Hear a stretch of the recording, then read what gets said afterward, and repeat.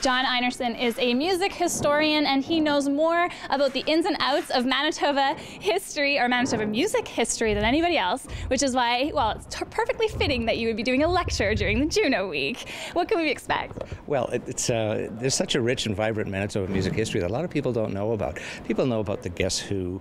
Did you know that in 1970 the Guess Who sold more records than the entire Canadian music industry combined to that point?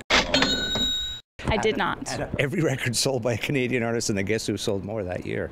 You know, we know about BTO, being #1 in 21 countries, and they're going to be in the Hall of Fame and all that. And of course, Neil Young, who got his start here in Winnipeg.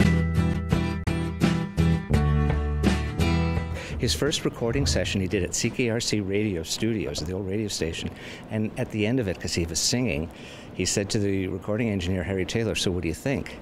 And Harry Taylor said, "You're a good guitar player, kid, but you'll never make it as a singer."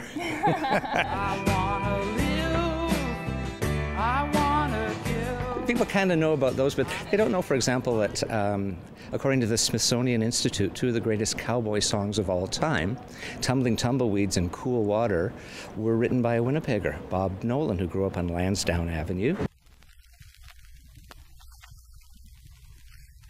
And the first million-selling record by a Canadian female artist, Lucille Starr from St. Boniface, the French song. Quand le soleil dit bonjour aux montagnes. Another factoid about Winnipeg and Manitoba.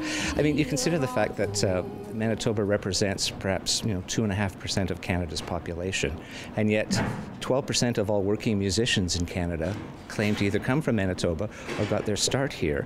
And Manitoba artists account for over 100 million records sold worldwide. We've actually produced more music success stories than NHL hockey players. Well, we're still young as a city.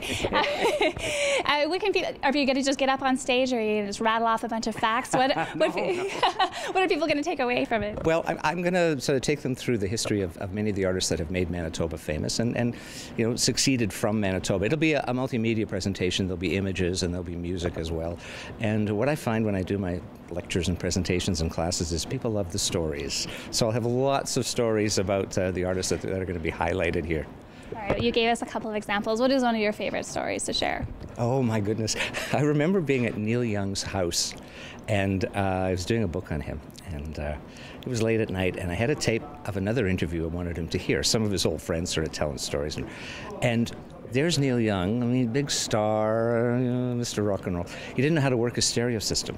So he had to wake his wife up to come down, and she kind of glared at him, pressed a couple of buttons, and the thing worked, and off she went back to sleep.